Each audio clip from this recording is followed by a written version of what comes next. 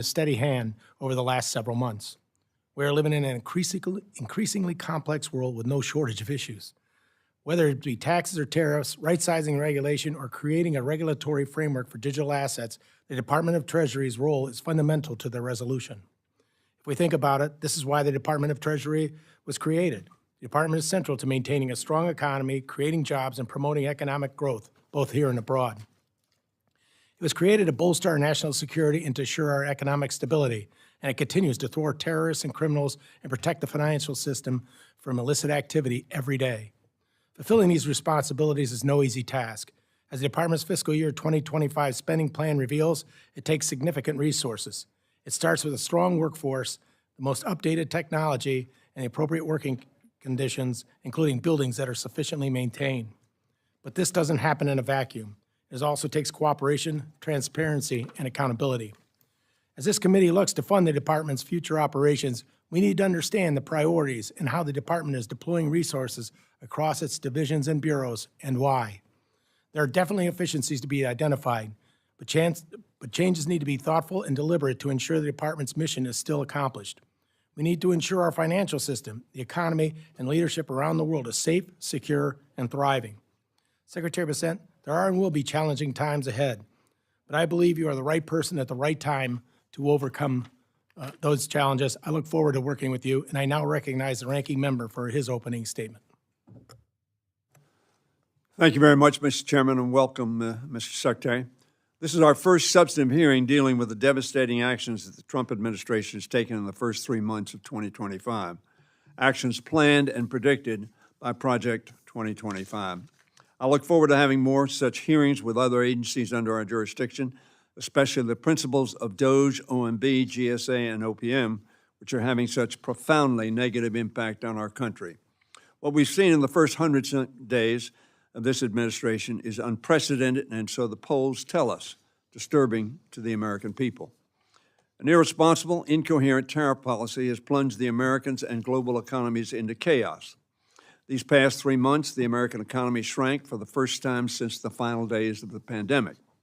The stock market fell more in the first 100 days of the Trump administration than in the first 100 days of any presidency in the past half century. Consumer confidence is at its lowest since May of 2020, the height of COVID-19. That uncertainty has also rattled the bond market, with investors dangerously starting to doubt the full faith and credit of the United States. Most importantly, Americans are hurting. Families see their costs going up. Retirees watch their life savings losing value.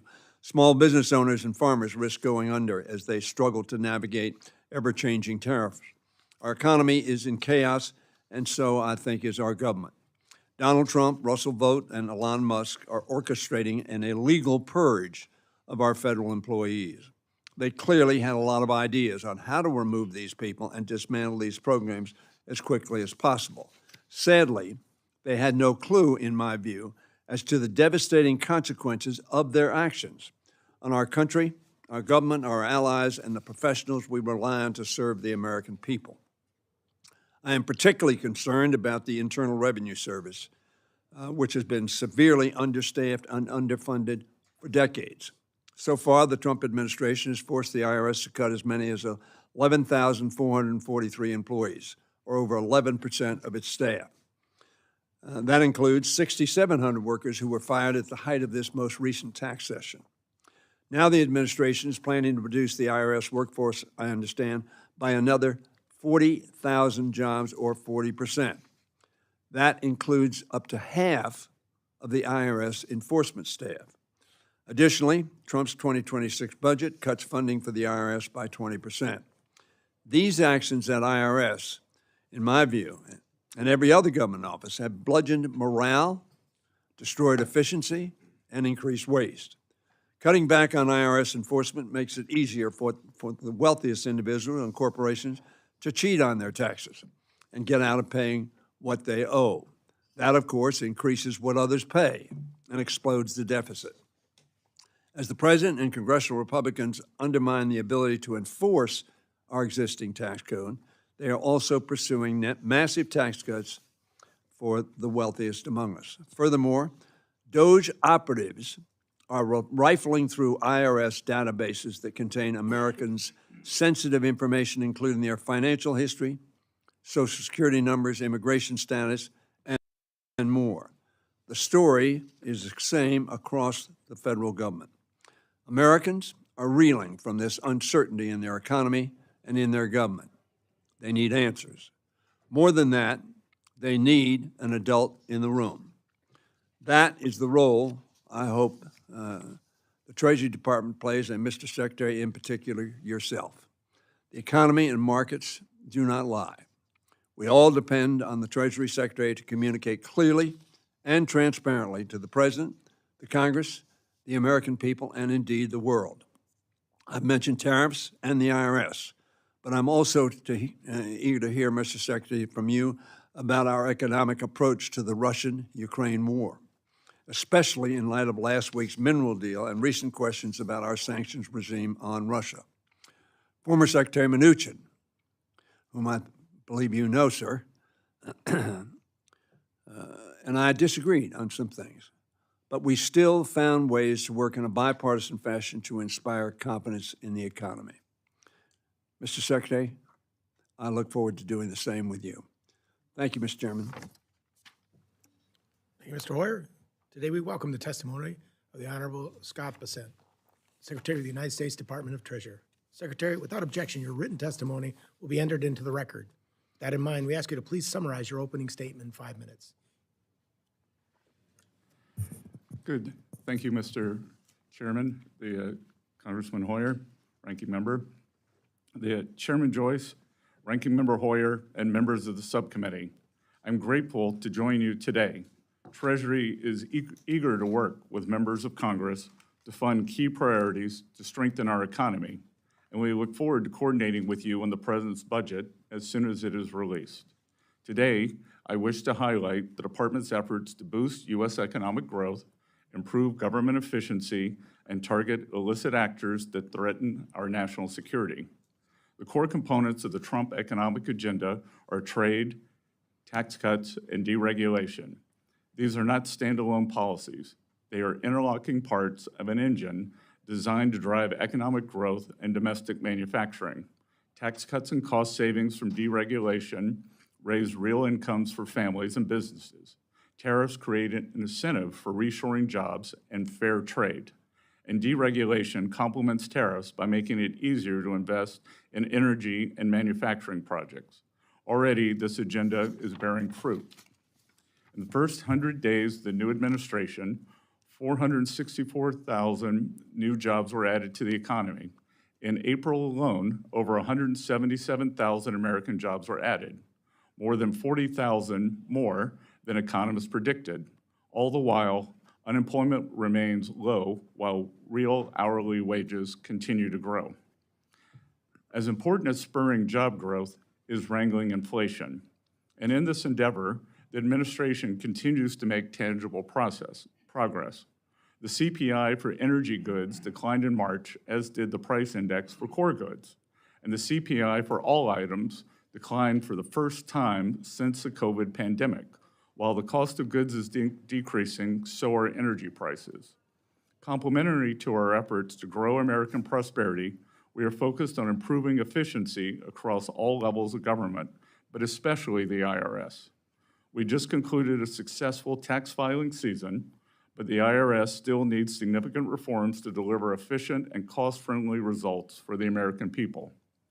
In this endeavor, we have successfully cut $2 billion from the IRS IT budget without any operational disruptions. We achieved these cost savings by eliminating, renegotiating, and de-scoping wasteful IT and professional services contracts and addressing long-standing inefficiencies, such as auto-renewed licenses unused for years. This intervention alone will save taxpayers hundreds of millions of dollars each year. We are also taking steps at the IRS to reduce administrative costs with a particular focus on paper processing, which has been a long-standing bipartisan goal.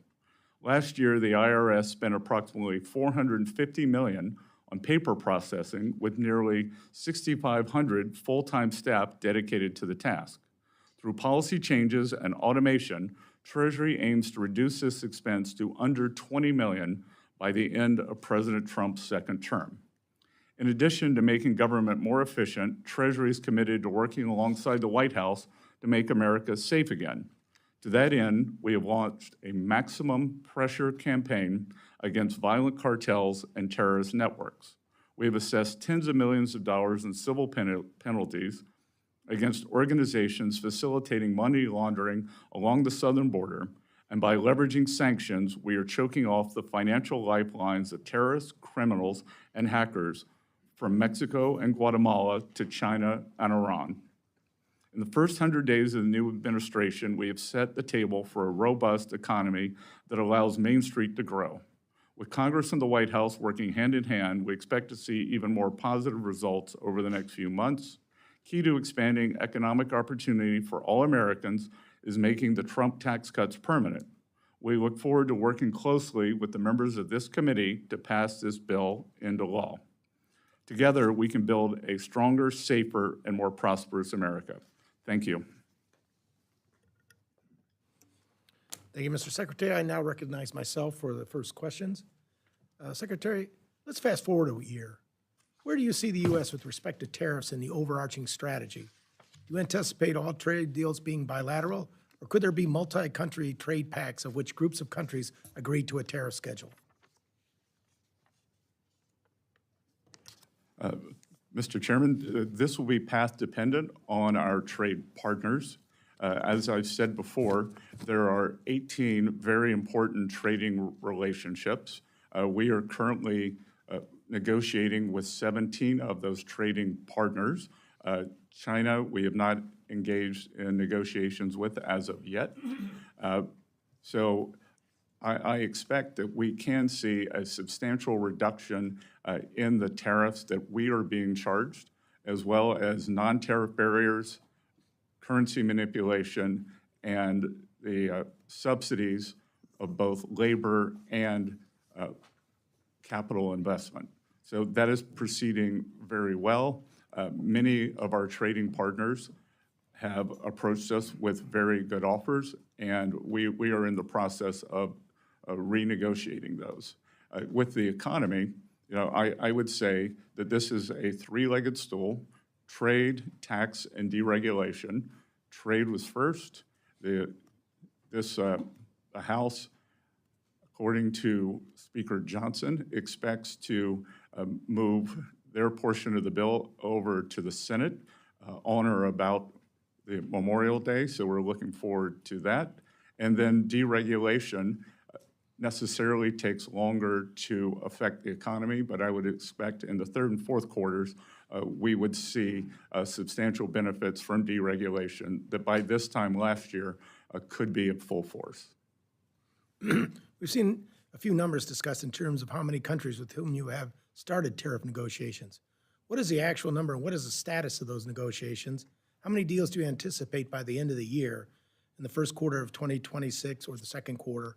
And what are the biggest challenges you see to negotiating tariffs and getting trade deals done?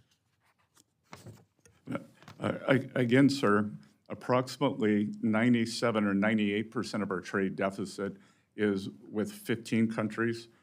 18% of the countries are our major trading partners. And I would be surprised that if we don't have more than 80 or 90% of those wrapped up by the end of the year. And that may be much sooner.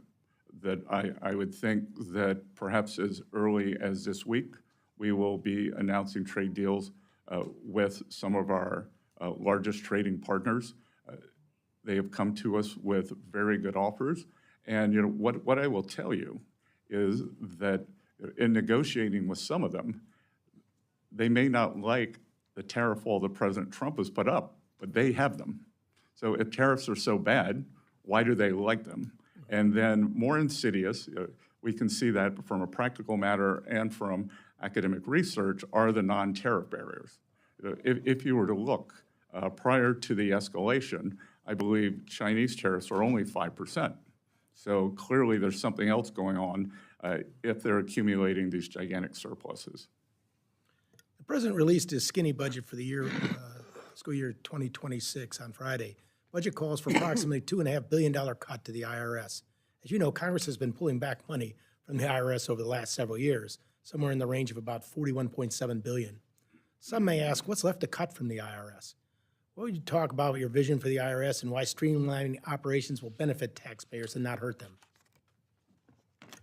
Well, Mr. Chairman, the IRS is 30 years behind on an IT modernization project where perhaps up to $50 billion of taxpayer money has been wasted. We are right-sizing that. So the substantial decrease in the IRS budget is largely in IT. We have had a large number of employees take the option for early retirement or for retirement. And again, let's look at the numbers. We are just taking the IRS back to where it was before the IRA bill substantially bloated the personnel and the infrastructure. Thank you. And now I recognize Ranking Member Hoyer for any questions he may have. Mr. Chairman, let me ask you a broader question, Mr. Secretary, at the outset. The President has been talking about recession and the acceptance of a recession in the short term. Do you believe we're in a recession now?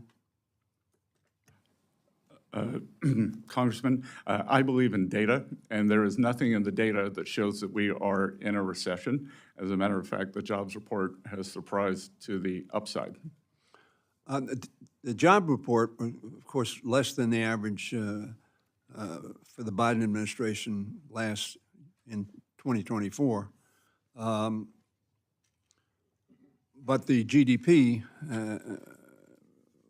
went down this first quarter of the Trump administration. If we have a negative growth in the second quarter, which is, I suppose, the traditional definition of a recession, would you agree that we are in that recession of which the President speaks? Yeah, Congressman, these economic numbers are noisy and subject to substantial revision. So I, having looked at a detailed analysis, would believe that the first quarter GDP would be revised upward. And I would also, with regards to your remark about where we were last year, we were spending 6.7%. We had a 6.7% fiscal deficit, the largest we've ever had during peacetime or non-recessionary times. So the easy thing would be to keep spending, to keep the economy running on an unsustainable path of government spending. Let me remark, because you mentioned this, I think, in our meeting. We had a spending problem, not a revenue problem. I want to talk about the revenue problem. Let me suggest to you, my view is it's neither a revenue nor a spending problem, it's a pay-for problem. If we would pay for what we buy, whether it's defense or non-defense, we wouldn't increase the deficit. So I think looking at, I'm a big proponent of paying as you go. Unfortunately, we haven't pursued that on either side of the aisle, maybe for different objectives. Let me go to IRS.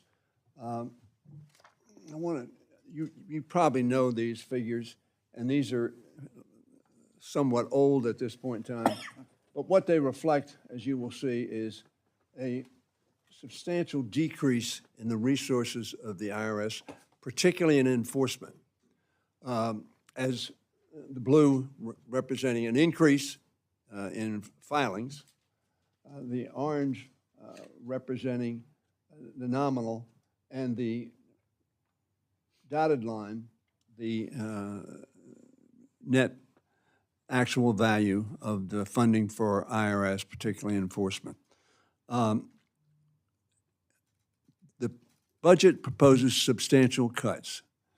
Have you or anybody done an analysis of the ramifications of those cuts, both in the short term and in the long term, in terms of your ability to collect revenue? Let me paraphrase, not paraphrase, but give a,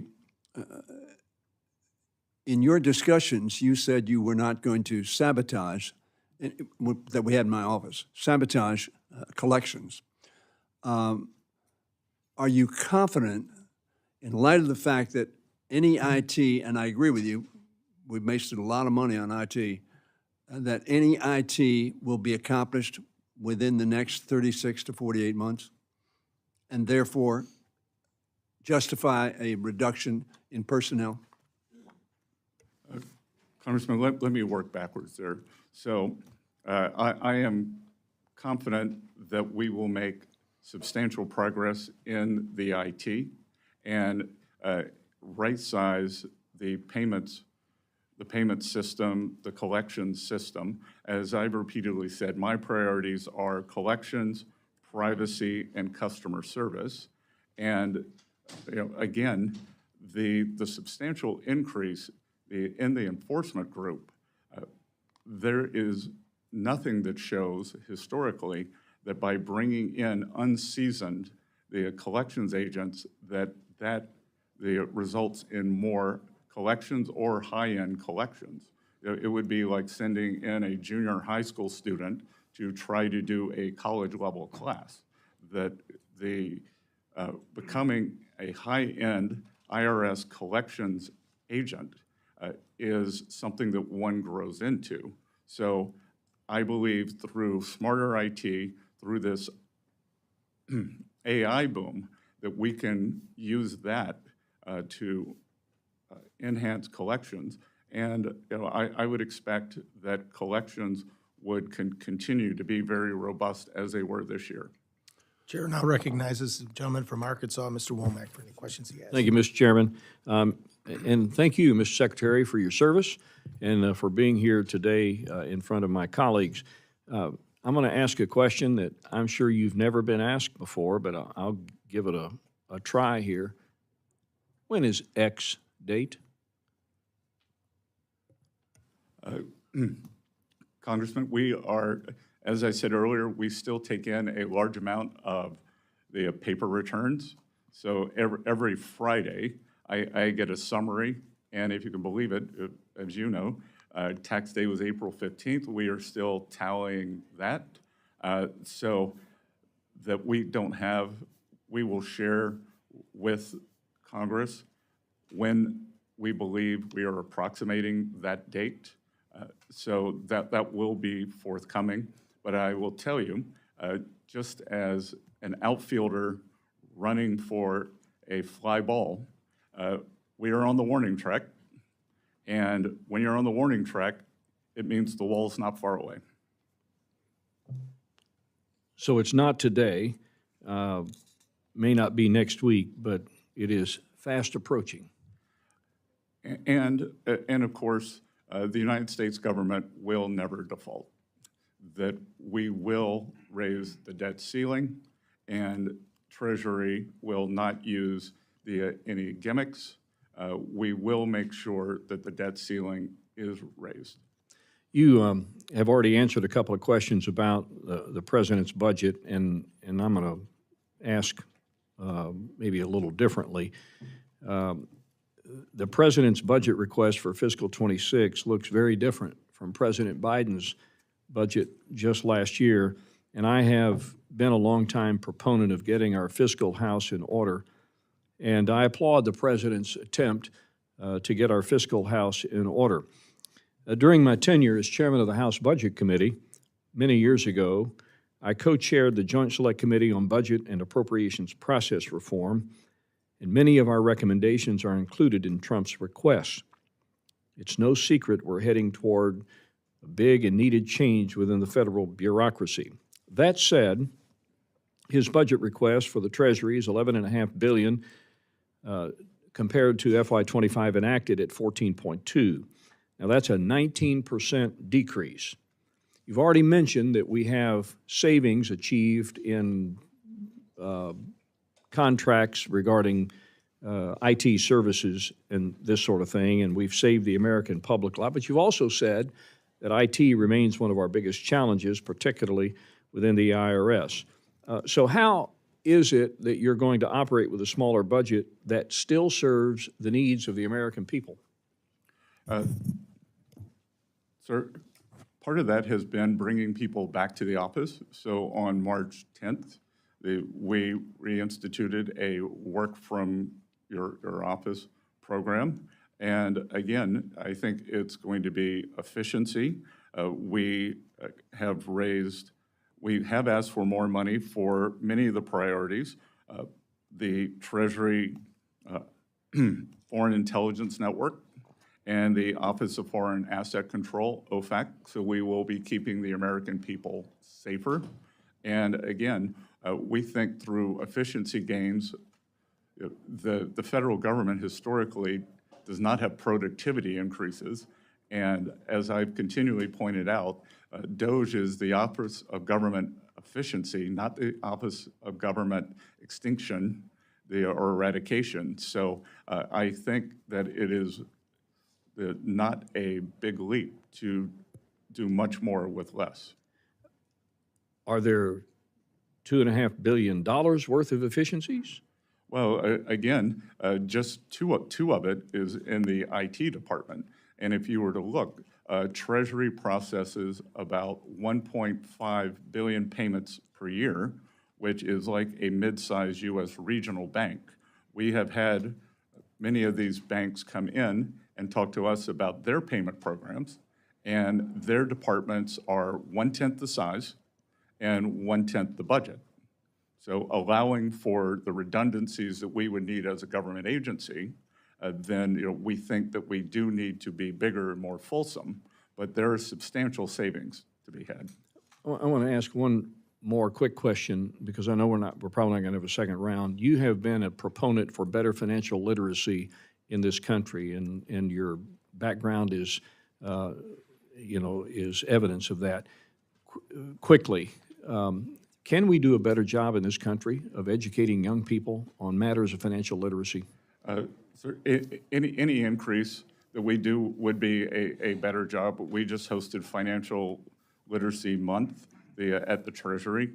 I only had 2 months to get ready for it. I can tell you that every April we're going to do more and more, but the key to financial independence is financial literacy, making good choices, and not, I don't think it comes from more regulation. I think it comes from more financial education. Thank you very much. The chair now recognizes the gentleman from Wisconsin, Mr. Pocan, for 5 minutes. Great. Thank you, Mr. Chairman. And thank you, Mr. Secretary, for being with us. My main concern is, I think, what people are looking at the economy. The first 100 days, lowest stock market since Richard Nixon, not usually a measure people are shooting for. On tariffs, the fact that last year we had an effective rate of about 2.5%. I think the Yale Budget Lab, and I believe you went to Yale, has said that effective rate is closer to 28%, the highest since 1901. I know that some of that's changed because the tariffs are on again, off again, some on again, some off again.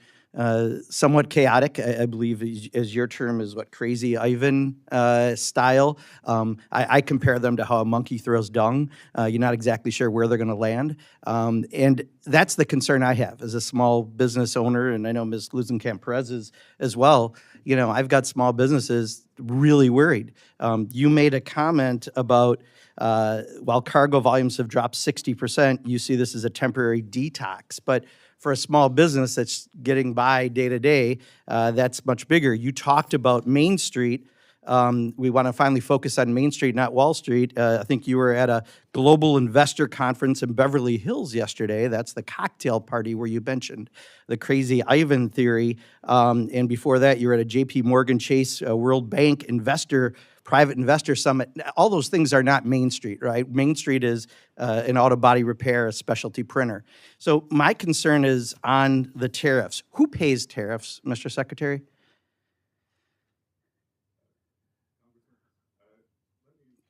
No.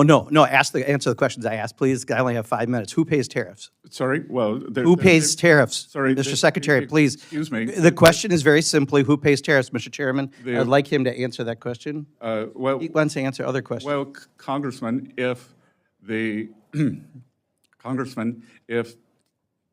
exporters, dislike tariffs so much, why wouldn't they, if, I think what you're trying to get me to say. Did you remember the is question? I'm not sure you did. Who pays tariffs? That It's a very complicated question. Reclaiming my time. People pay tariffs, right? Reclaiming my time, Mr. Secretary. Reclaiming my time, Mr. Secretary. Reclaiming my time. You clearly aren't going to answer. I'm not going to waste my time having you go, sir.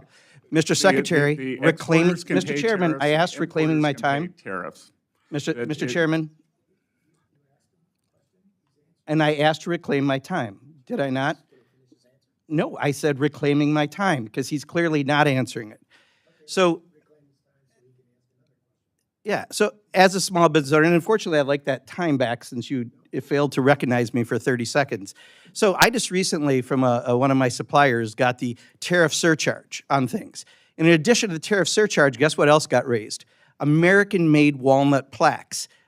That has nothing to do with tariffs, but companies take advantage and do that. So right now, we are getting screwed right and left because of the indiscriminate use of tariffs. That's the reality for Main Street. And you go off to Beverly Hills for private investor conferences and talk about crazy Ivan theories. Answer that. What is the crazy Ivan theory of tariffs that you mentioned at the summit?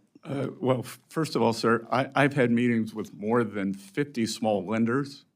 So I want to clarify that. I would also say that in game theory, strategic uncertainty, of which you seem to like the name Crazy Ivan. Well, it's your words, correct? Didn't you use Crazy Ivan at the...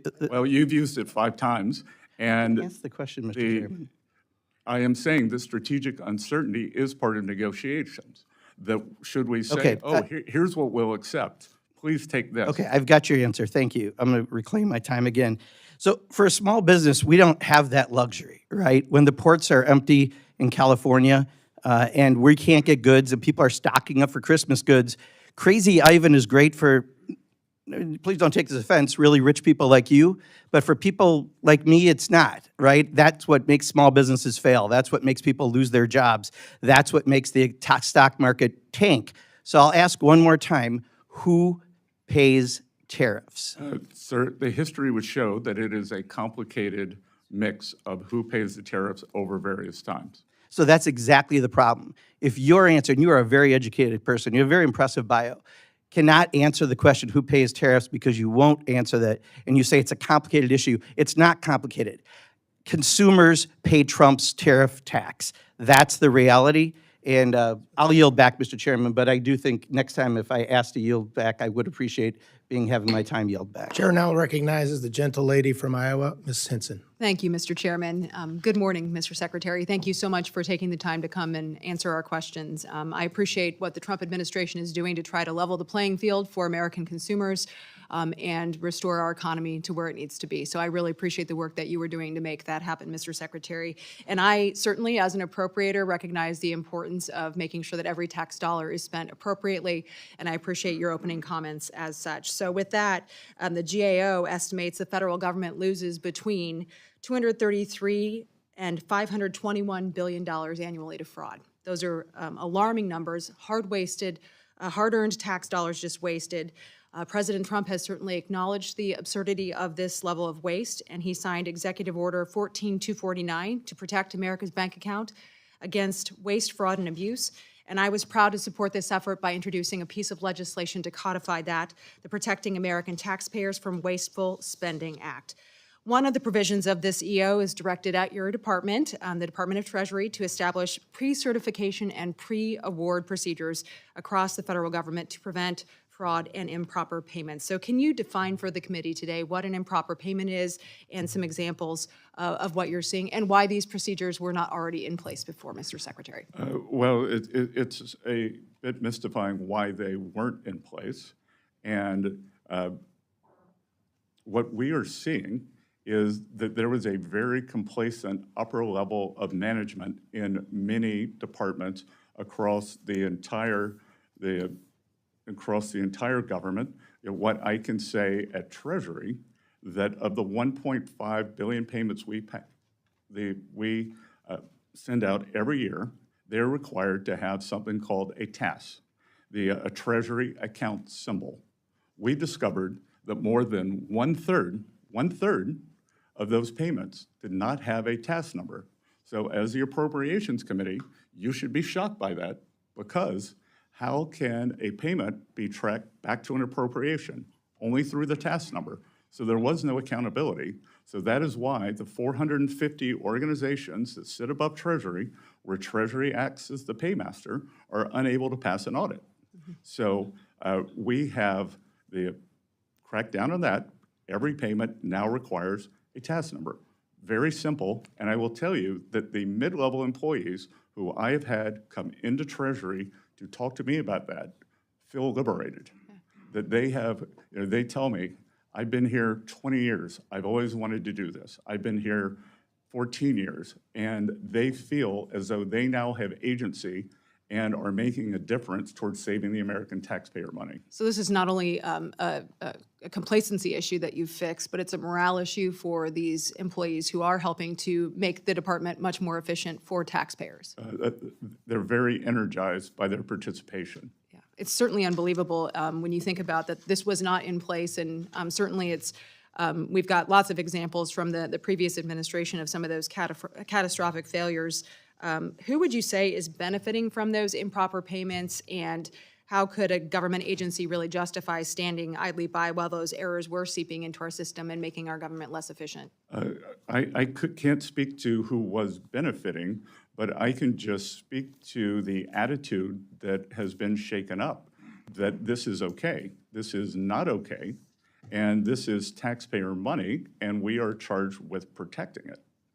What other plans are in place to help implement that executive order? You've talked about the Treasury account symbol. Are there other things in that executive order that you are executing on today? Again, the president, as you mentioned, has passed. We are trying to go more paperless with the checks, with the very important checks that the citizens across the U.S. receive, whether it's Social Security, veterans benefits, tax refunds. There is a substantial number of those are stolen. So the president has issued an executive order to try to make that more electronic. That will protect the integrity of those payments as well as cut down on cost. Have you been able to claw back any improper payments for the taxpayer, reclaim those dollars? Yes, we've called back tens of millions of dollars. Tens of millions. Well, look forward to continuing to work with you to improve those efficiencies and execute on that executive order. Appreciate the work you're doing at Treasury, Mr. Secretary. Thank you. Thank you. I yield back. Thank you, Ms. Henson. Chair now recognizes the gentle lady from Washington, Mrs. Glusenkamp Perez. Thank you, Chair. And thank you, Secretary Bessent, for being here. So I ran an auto repair shop before coming here, and I know that people who are turning wrenches, who are filing an earned income tax credit or tax return, they're about 4 times more likely to be audited. And I'm wondering if you could talk to me about what the plan is for ensuring that regardless of what income strata you're in, your probability of being audited is equitable. Well, Congresswoman, I think that was one of the problems with increasing the enforcement. There was nothing to say that there would have been more enforcement at any distributional level. So that what you were saying is that those receiving the earned income tax credit are more likely to be audited. That would have just meant more auditing. There was also a proposal to track small payments, $600 on Venmo and things like that, which has been pushed back also. But what is the forward program to ensure that there is an equitable? I have some quarrels with what you said, but what is the plan, the implementation plan to ensure moving forward we are getting towards a more equitable enforcement rate?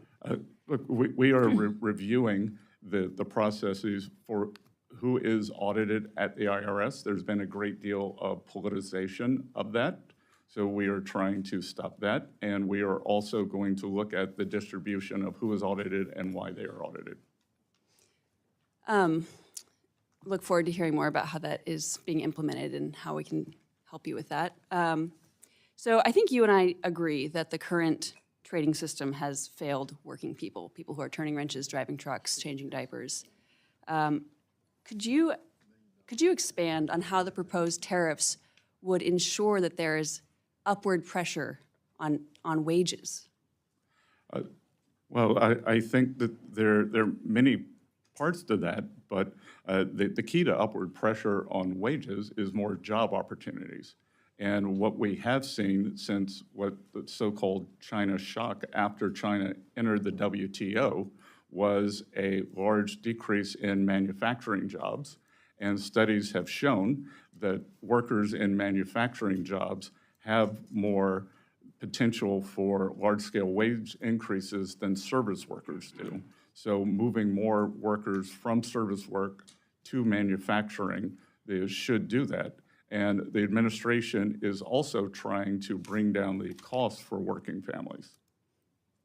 I agree, right? If you are trying to earn a living as a barber, you have to move to a city to earn a high wage. But if you're in a rural community where there's a factory job, you can own land, you can own your home. And I think one of your points about financial literacy is ensuring that we do have economic self-determination. You can buy the pair of boots that will last 5 years and not be in this pace. But there's a lot of work to do here, building real wealth and not the nominal kind of, I'm not really here to be a defender of the stock market. Most of the people I know don't trade stocks in my community. It's a question of being able to own land, having that capital access to start your own business, and frankly, some of the antitrust work to ensure there's a level playing field for small businesses like mine. I'm hearing from constituents who have questions about their tax returns and are having trouble getting a real person on the line to speak to. What can we do? What is your plan for decreasing wait times, for having somebody be able to actually talk to a human being when they call the IRS? Well, again, this goes back to my three priorities: collection, privacy, and customer service. So we are moving money into customer service at the IRS. And it's almost imaginable that the phone banks had the same number of operators 24/7, 365 days a year. So if one of your constituents called on Christmas Eve, they'd probably get through because there were so many idle phones. If they called on April 14th, there was no surge to help them. So, as President Trump has repeatedly said, this is a common sense administration. So we're going to have common sense for the IRS. Playoff season is for the first, from January 15th to April 15th, game days April 15th, and we're going to make sure that it's better staffed then. Thank you. I yield back. Thank you very much. Chair now recognizes the gentleman from Texas, Mr. Cloud, for his 5 minutes of questions.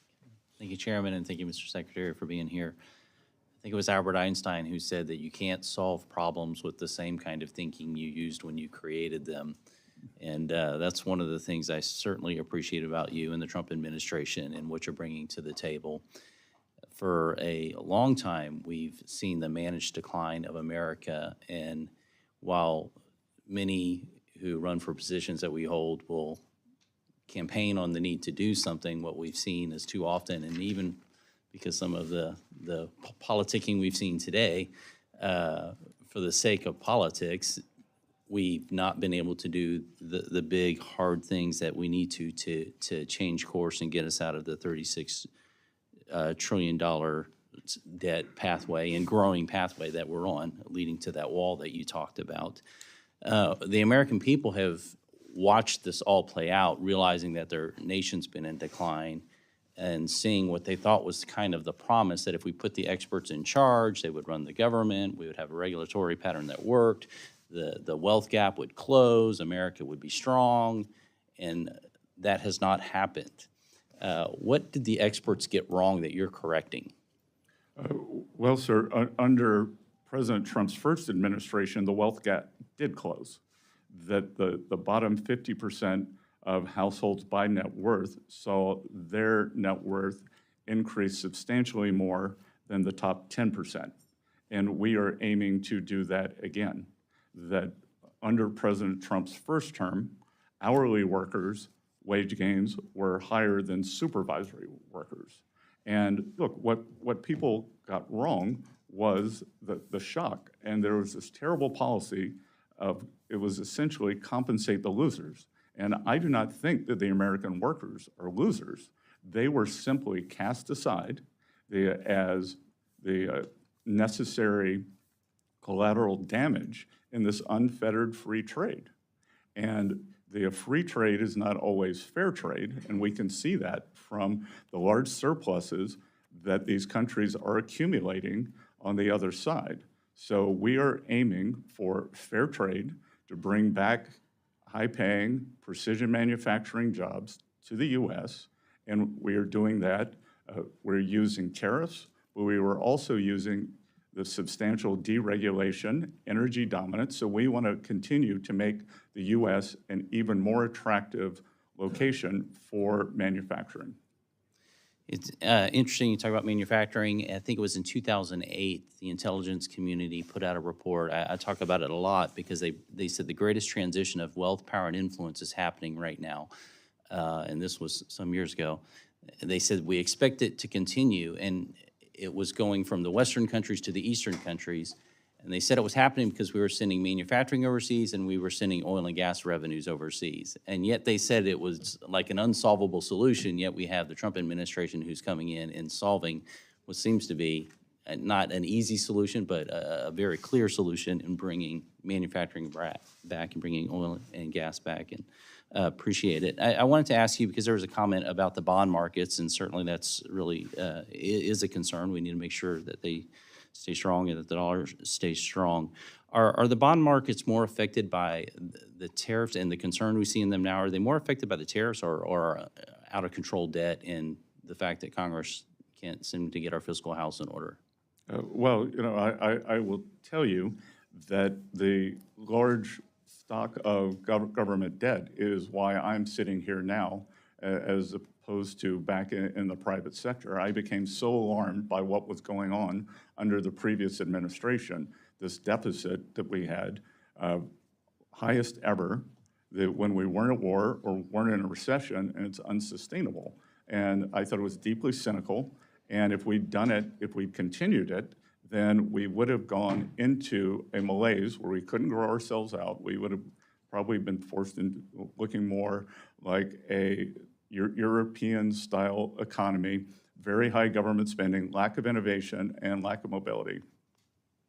And that would matter for us here at home, but certainly even for the world, because we've kind of been the innovation engine of the world. Yes, sir. But what we've created in the U.S. is this barbell economy, and the Trump administration is attempting to remedy that. On one side, we have financial services and the tech sector, which are forward-looking and the envy of the world. On the other side, we are a natural resources economy led by energy, which the previous administration, they stopped permitting for LNG facilities. But the arc in between is what we are missing, are these manufacturing jobs, and that's what we are trying to bring back. Thank you, Mr. Secretary. Thank you. The chair now recognizes the gentleman from Maryland, Mr. Ivey, for 5 minutes of question.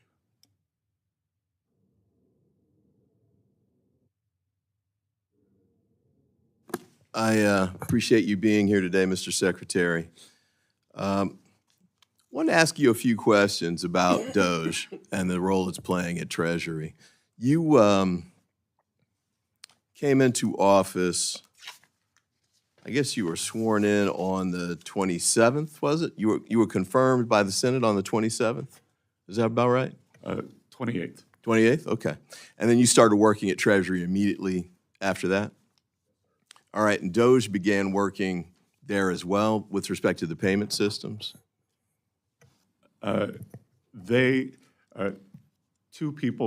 Two individuals from DOGE who were actually Treasury employees were on site. Okay. And I believe you were approached by the highest ranking career official at Treasury, David Lebrick. Am I pronouncing his name correctly? I believe it's Lebrick. Lebrick, okay. What was the nature of that conversation? I assume this was about the DOGE issue, but tell me briefly what that conversation was about. Well, that conversation was about a discussion of the payment system. And when I go back to what I didn't know, I think I walked in the office around 3 p.m. and I think he and I were having a conversation at 4:30, and I got to ask for the short version. oh, no. Okay. But you know, I will tell you that when we were talking about the tasks, that it was people like this individual who were hitting send on the payments. So, you know, I've come to find out that he's part of the Okay, I problem, sir. apologize. I'll have to get that later from you. Yep. Feel free to send in substance of the discussion in a letter. But I guess what I was going to ask was, you just mentioned there were two people who were working with respect to DOGE at the time, Yes, sir. and Mark Elez was one of those? I'm not sure. Not sure? You're not familiar with that name? I don't recall that name. I interviewed Tom Kraus and personally recommended him to work at Treasury. Okay. Well, Mr. Elez had worked at Mr. Musk's SpaceX company. And the Wall Street Journal issued a story, I think around February 7th, that talked about statements that Mr. Elez had made in the prior year. One was, you could not pay me to marry outside my ethnicity. Another was that he wanted to normalize Indian hate. A third was, just for the record, I was racist before it was cool. And another was, I just want a eugenic immigration policy. Is that too much to ask? This man resigned shortly after that article was published, but you you don't recall him being there? Congressman, I did not recall that individual's name, but that individual was terminated. He was terminated, okay. Well, I appreciate that. Although it appears that he then later turned up that he was rehired, I guess, and that he's Not continuing. by Treasury, sir. Okay, but he was continuing to do work for DOGE, but in this instance, HHS and three other departments? You have no idea. I didn't follow his career. Okay. Well, you didn't catch J.D. Vance saying that he didn't think he should be terminated? Did you miss that too? I don't recall that. All right. Do you recall Mr. Trump saying that he should have a second chance? I don't recall that. No. Okay. And do you recall Mr. Musk saying he should be given a second chance as well? No, sir. All right. Well, I guess the main question too here is, what exactly was the vetting practice that you had in place before you brought on these two people and gave them access to the payment system, which is $6 trillion? Well, sir, they did not have access to the payment system, or perhaps we have a different definition of access. They only had read-only abilities, and they were there for tech support to look at the payment system, the ERP system, just like any private enterprise. Is this an individual that you would have brought on even in that capacity if you'd known that he'd made these statements prior to him becoming part of that team? Congressman, that I think it's very difficult to monitor everyone's social media. That's not what I asked. If you knew that he had made these statements, would you have brought him on in the capacity that he had at the Department of Treasury? I think the Office of Personnel Management would have flagged that. Would you have brought him on? Sir, again, I'm not going to speculate. The chair now recognizes the gentleman from New York, Mr. Lalota, for his 5 minutes. Thank you, Mr. Chairman. Good morning, Mr. Secretary. Good to be with you this morning, sir. I'd like to use my time to talk about taxes and trade. As head of Treasury, you advise the president on taxes and trade, sir? On both, sir. Among many other things, Yes. of course, yes. And Mr. Secretary, in your estimation, how did President Trump's 2017 signature tax bill affect American job creation, employment, and wage growth? Mr. Vice Chair, it provided a substantial non-inflationary impetus to the economy, which resulted in real wage gains on a non-inflationary basis for the American people and a robust economy. I would add, I'm with you 100%. I'd add some data into there. 4.9 million jobs between the passage of the tax bill and the COVID pandemic. Employment rates dropped from the 4s to the 3s, and we had a lot of wage growth, especially within the middle class. And that sets me up for my next question. Congress now is considering extending those tax cuts, which expire at the end of this calendar year. Would that be a good idea, Mr. Secretary? Congressman, what Congress is considering is making them permanent, which is a better idea. We're considering a lot on that tax bill. We're also considering SALT, which I think is an awesome idea as well. But nevertheless, on the greater bill, public polling suggests that you're right, and that 8 of 10 Americans agree that extending those tax cuts are a good idea, recognizing that they help grow wages, they help lower employment, and help personal wealth. But I want to use the remainder of my time to talk about trade policy, Mr. Secretary. Is it true that America's trade deficit is about $1.2 trillion? Approximately, yes, sir. And with China, Mr. Secretary, about $300 billion? Yes, and I believe it may have increased slightly. Yeah. And Mr. Secretary, what impact does China's exploitation of child labor and near slave-like labor, what impact does that have on the trade deficit? Well, sir, that it creates an unlevel, aside from the values problem that Americans do not believe in this behavior, that it creates an unfair trading advantage. And we can see that from the size of the deficit, but more importantly, from the size of the large surpluses they're accumulating. And Mr. Secretary, what impact does China's notorious theft of America's intellectual property have on our $300 billion trade deficit? Well, I think that is a problem for not just the U.S., but for every other country. And to the extent that they are able to leapfrog, whether it's with technology, whether it's with products, then that creates a huge advantage that has given them, it's back to one of the cornerstones of the problem of trade, that if you don't have to spend money on R&D, then you can spend it on manufacturing, cheap manufacturing.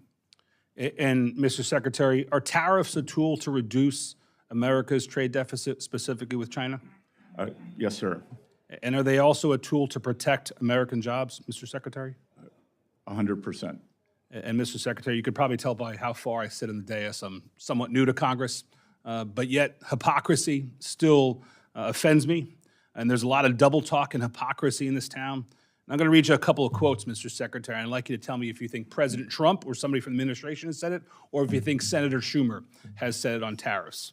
Quote, "Tariffs are a necessary step towards addressing the unfair imbalance of China's trade relationship with the United States." Did Schumer say it, or did Trump say it? I would imagine the president.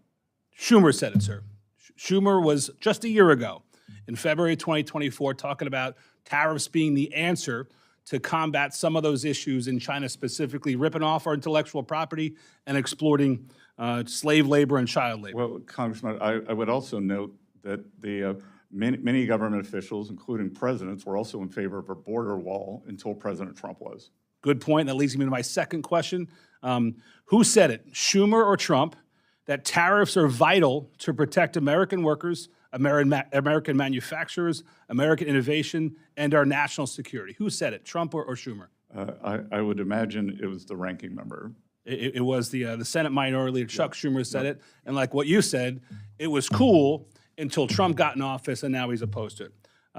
My time is about to expire, Mr. Secretary, but I want to commend you for fighting for American middle-class workers. I do think that extending the tax bill with a couple of tweaks like SALT is important. I do think that fighting for our middle-class workers are important, and I implore you to stay on the right path, sir. Good. Thank you, Congressman. Thank you for getting that SALT plug in, Mr. Lalota, twice. The chair now recognizes the gentleman from Georgia, Mr. Bishop. Thank you very much, Mr. Chairman. Thank you for being here, Secretary Bessent. I wanted to ask you some questions about the reports that the administration is cutting IRS workforce roughly in half with a goal of 50,000, including many of the frontline enforcement positions. A recent study concluded that this would result in a loss of $19 billion in foregone revenue just in 2026 and up to $350 billion over the next decade.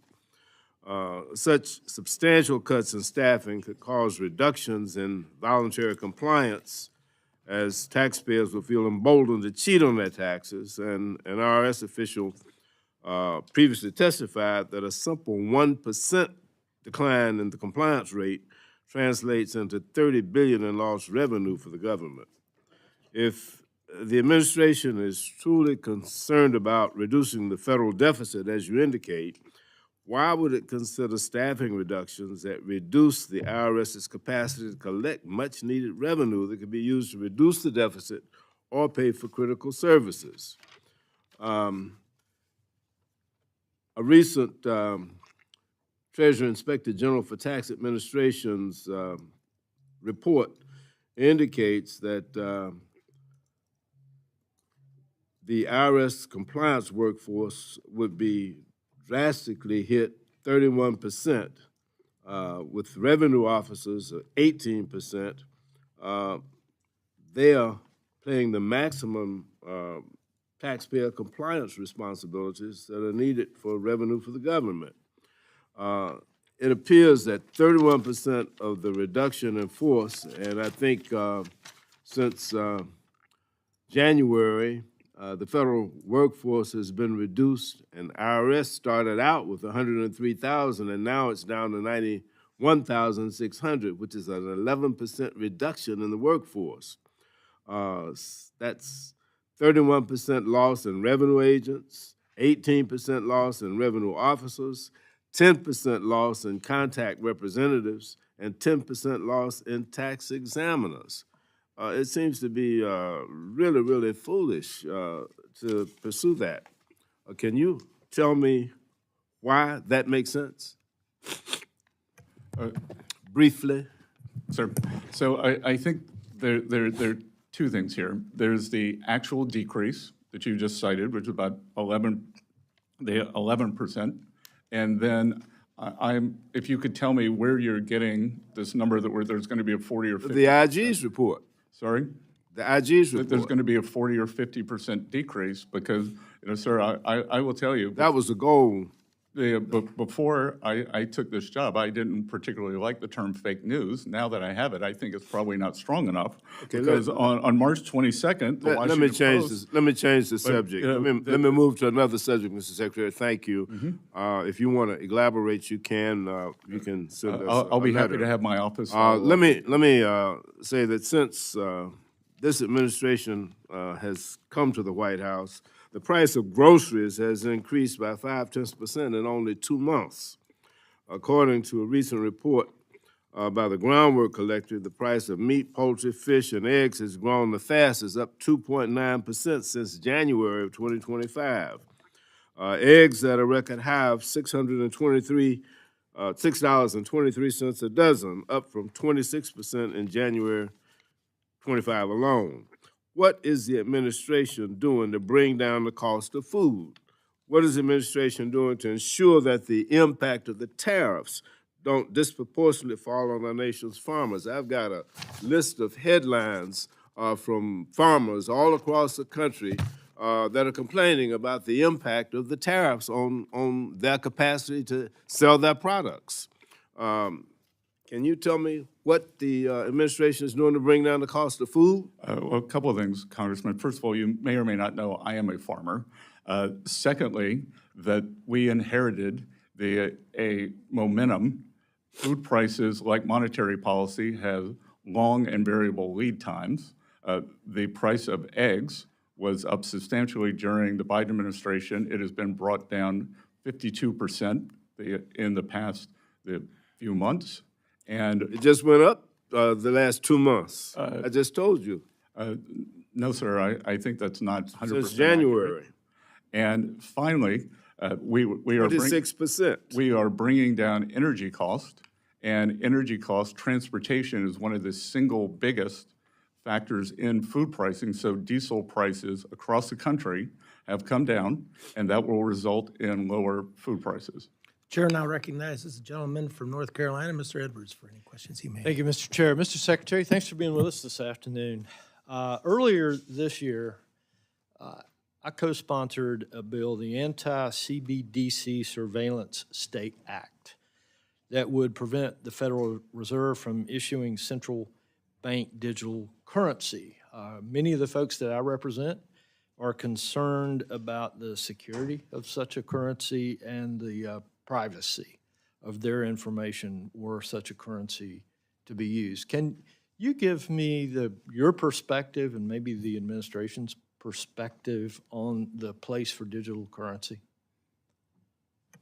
Sir, we believe that digital assets belong in the private sector, and my personal view is that having a central bank digital currency is a sign of weakness, not strength, because really the reason, if there is a reserve, say a reserve manager or a foreign central bank holds US dollars, then there is a wide variety of US assets they can invest in.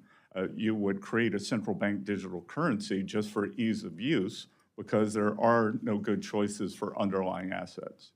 And so you're saying you would not be in favor of the Federal Reserve issuing such a currency? No, sir.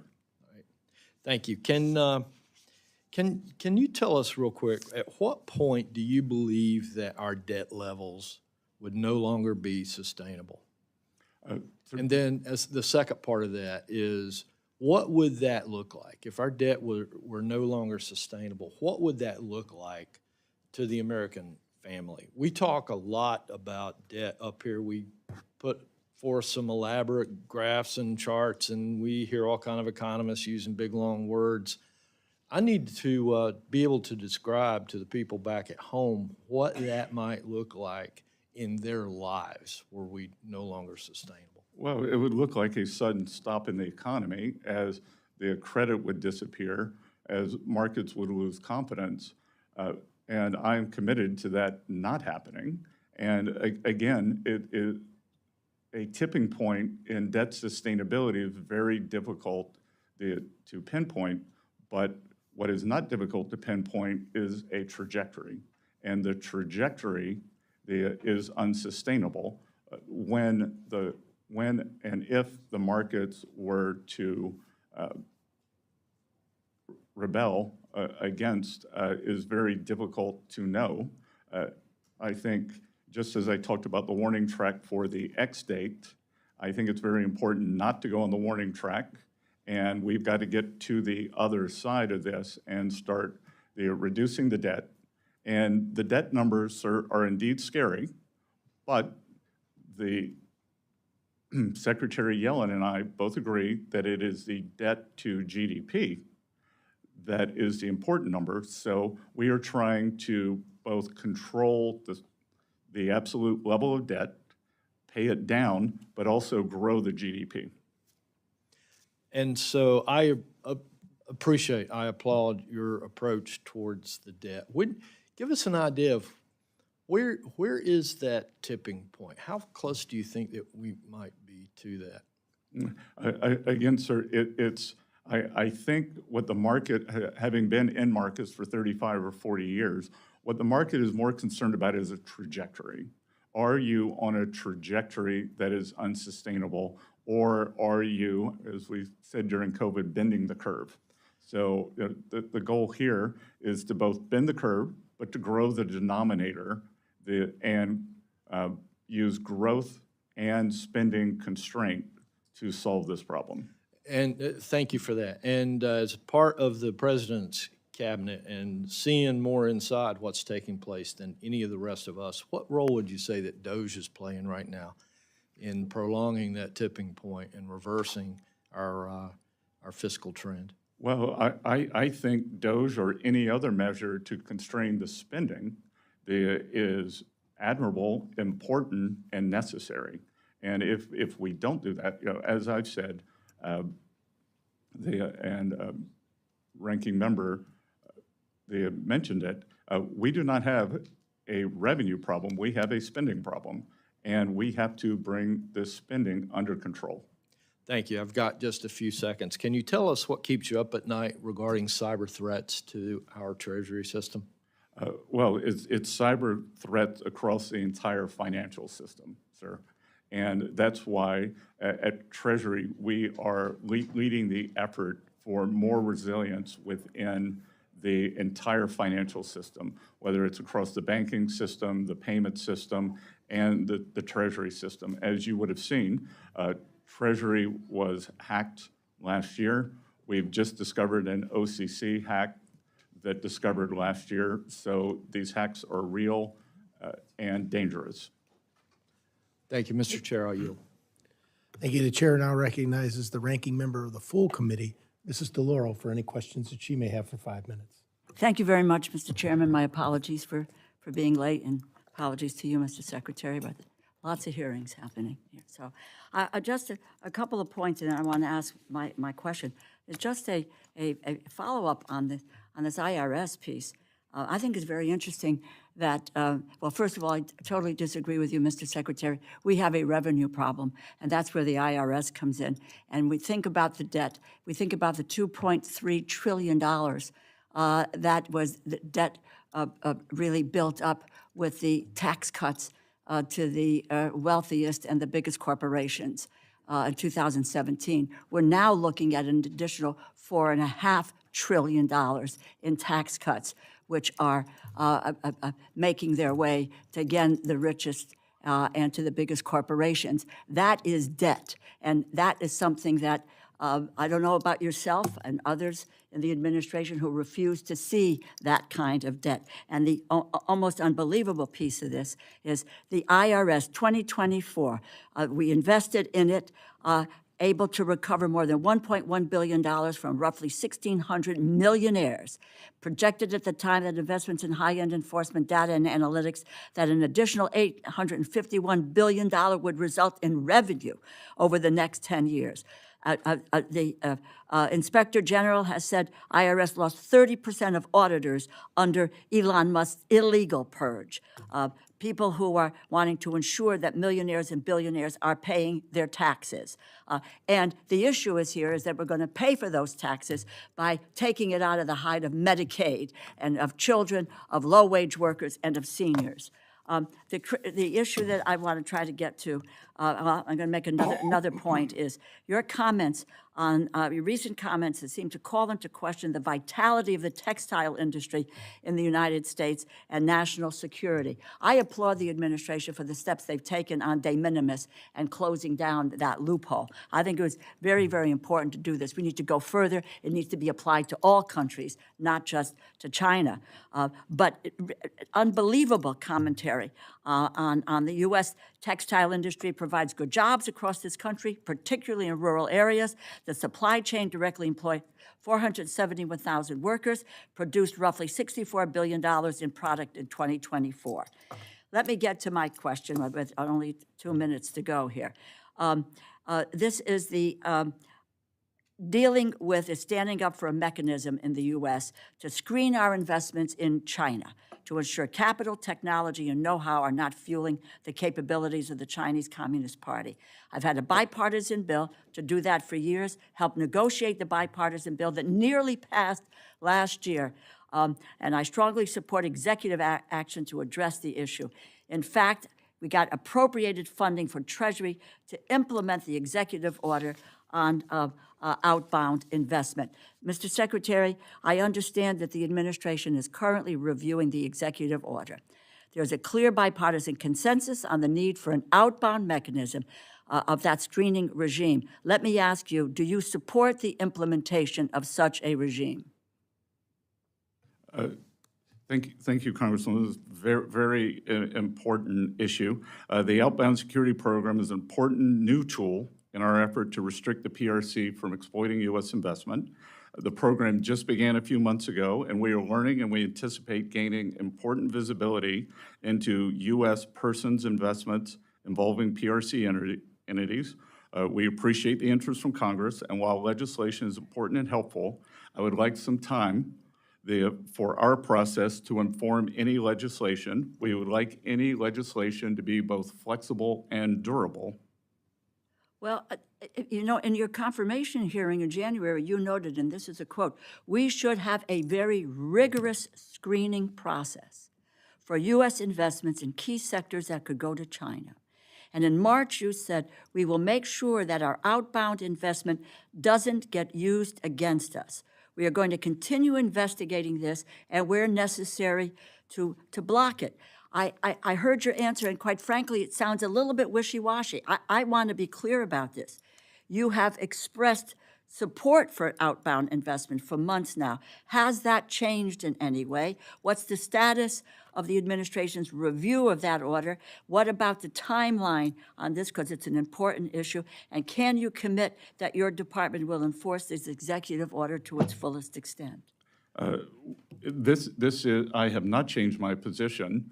As I said, we are looking at what is working, what isn't, and how the best enforcement mechanisms. And when a bill comes forward, again, we want it to be fulsome and durable, and a 2025 bill for all the nuance that goes with this. Well, I'm out of time, but please understand, we have bipartisan support. It made it into the continuing resolution, but for the influence of Mr. Musk, and it is critically important for our competitive edge. And I don't believe there's any reason for the administration to roll back. My hope is that we will move forward and keep the pressure on in order to be able to preserve our competitive advantage and not cede to the Chinese comments. We're in complete agreement. Thank you. Thank you, Mr. Chairman. I would not want to interfere with that bipartisan moment. Okay, and it's bipartisan legislation, as you know. I appreciate Great that. piece of legislation. And the chair will now recognize the gentleman from Nevada, Mark Amade, for 5 minutes of question. Thank you, Mr. Chairman. Hi, Mr. Secretary. First of all, I want to thank you for your availability during this time since you've been confirmed and stuff like that. I know nothing's been going on that affects the Treasury Department in any way, and I appreciate having access to you via phone over an issue that wasn't important. So, thank you very much. I want to just ask you a couple of questions, kind of relative to our conversation, and that is, I know that the president has said quit producing the penny. A lot of reasons, arguably you lose 2.5+ cents for every penny you produce in signerage, and you don't have to get up too early to do the math on that sort of thing. But I think in the timing of doing that, if we're going to eliminate the penny, which has to happen here, I would like to know who it is, who's kind of the tip of the spear on your staff at Treasury. I already have the Mint information, but at Treasury, as far as those issues go, and I'll tell you why I want to know is, I think there are some issues regarding what it costs to produce a penny. I don't know if it's going to get you, I don't think it'll get you down to a cent, so it won't be that argument. But quite frankly, stacked up behind it is what it costs to produce a nickel and what it costs to produce a dime. I don't know about the quarter, but anyhow, to make sure that we are at least giving your department and the Bureau of the Mint the most tools necessary to, if you will, untie their hands when they're looking for who they buy their blanks from and stuff like that, that goes directly into what it costs to produce one. So my first question is, who's kind of in charge of that, since I know you've got other things to do, but ultimately, so that we can start that dialogue with where do we go from here, and if we're going to get rid of, and I know there's been legislation introduced in the Senate to get rid of the penny altogether except for collectors. So who's the point man or woman on your staff? Congressman, it would be my recently confirmed deputy, Mike Faulkner. Okay. And I would also say, with the nickel and the dime, the nickel costs more than a nickel to produce, but we are looking at material changes in the materials that would reduce the cost to or below a nickel, and then I believe the dime is profitable. And I guess that brings me to there is legislation you might want to warn your recently confirmed deputy. H.R. 1278, bipartisan, gives you guys the chance, without coming to us every time, to basically make changes in the metal of that sort of stuff so that you can keep ahead of those sorts of things. So if you would, unless it's sitting here, whatever, it's like, hey, we're going to be calling you up. The idea is to solve the problem, if it's solvable, and move on from there so you guys can do other things with your time. Yes, sir, we've been reviewing that. Good. Glad to hear that. So have you taken a look at the Senate bill that says no more pennies? And I guess other countries have rounded up to the nearest 5 cents. And my research says, well, it wasn't the end of the world, so. Well, sir, we are also encouraging rounding down. Okay, that's good. Great answer. You know what? I'm going to reward good performance. I yield back, Mr. Chairman. Certainly appreciate that, Mr. Amade. I understand you have the hard stop at 11:30. I'd like to honor that. I want to be fair to my fellow committee members, though, in doing so. Not all of us will be eligible for a second round, but certainly my ranking member, Mr. Hoyer, would request that he have a chance to ask you another question before the stop. Of course. Mr. Secretary, first of all, let me say that I believe the Congress is being taken for granted in the policies being pursued. I think, frankly, some illegal things are being done, not by you, I'm just talking about the administration, in terms of federal employees. I represent 77,000 federal employees who came here to work for the government, and that's why they're here. I've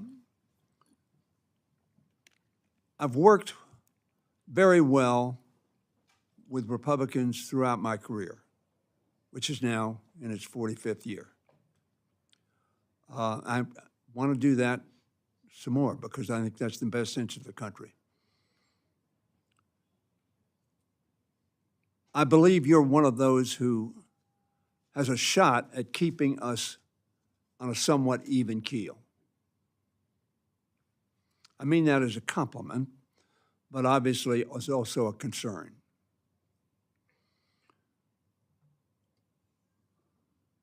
When you say, and I want to reiterate this, that we have a spending problem, and I retort to you, no, what we have is a paying for problem. If I make $1 million, I can spend $999,000 less taxes. But if I make $500,000, I spend $1 million. That is a paying problem because I don't pay for it and I accumulate debt. That's how debt goes. Now, I was here in the Reagan administration some period of time ago. We were told that the tax cuts that were passed in 1981 were going to pay for themselves. They did not. It perhaps will surprise you, maybe you know this figure. The largest increase in the national debt was under Ronald Reagan, the only president who had a triple-digit, 189% increase in the national debt during the course of his term. It might also surprise you that Clinton is the only one who was 30% or lower since Ronald Reagan. Clinton is the only one who balanced the budget. Now, one of the reasons we did so is because we had bipartisan objectives.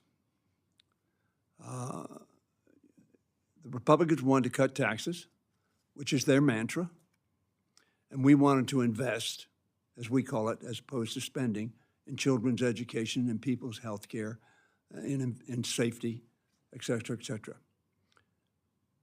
If we continue this logic that we have a spending problem and discount taxes as spending, when we did the tax increase under in 2017, you may recall, the Republicans gave themselves a $1.5 trillion headroom. The reason it was limited to that is because the senator from Tennessee wouldn't go higher than that. So in other words, a $1.5 trillion unpaid for headroom to give a tax cut. That is spending because you're cutting prices while increasing costs. That's what causes deficits. Some of my Republican friends, I'm a strong supporter of national defense, but I do not delude myself that raising $150 billion in national defense expenses don't cost taxes. We don't have $150 billion. to either cut taxes with or to spend money with. So we borrow. And when my friend talks about hypocrisy, we all know if you spend more than you get, you go into debt. And that's what we do as a country on both sides of the aisle. And we need people like yourself to be honest with those with whom you work and honest with the Congress of the United States in terms of the ramifications of the actions. I know you are a strong supporter of permanent increase. You're not a strong supporter of paying for it. And you can cut all of non-defense discretionary spending, and you won't get there. And this game that Mr. Musk has played, he had no sense of the ramifications of the actions he's taken. He knew how to do it. He was prepared. As one article in the Atlantic Journal said, the blitzkrieg, which our speaker calls flooding the zone, been pretty effective at that, just trying to watch where the ball is and see if you can respond. But, Mr. Secretary, I have a lot of questions. I'm going to send them to you, ask them to you, and would like to take some time with you on that. I have great respect for your background and your abilities. And I am really praying that you will bring a voice of reason and rationality to our deliberations. My time is over, and I appreciate the chairman's forbearance. But this is serious business. Very serious business. And I agree with you. A $37 trillion debt is not sustainable. And we all have to do it, but we have to do it together. That's the only way it will get done.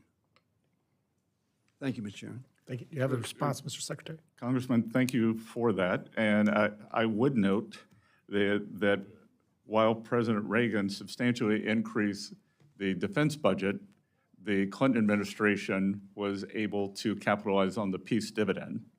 But as you said, the defense budget dropped dramatically post the fall of the Iron Curtain, which contributed to the fiscal soundness. And through, as you said, through bipartisanship, working with Speaker Gingrich, they worked together. So I would hope that we could do that again. Which, by the way, cost Gingrich's job. The right wing of his party was incensed that he did that. And what it did was had a rational policy because both sides participated. So, the senator from Tennessee is actually my neighbor. So I see him quite often. And look, there are ramifications here.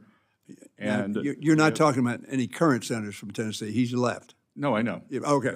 Senator I want to make Corker. sure we had the right Tennessean. Senator Corker. Yes. Yes, is my neighbor. Uh-huh. So, and I look forward to inviting a bipartisan solution.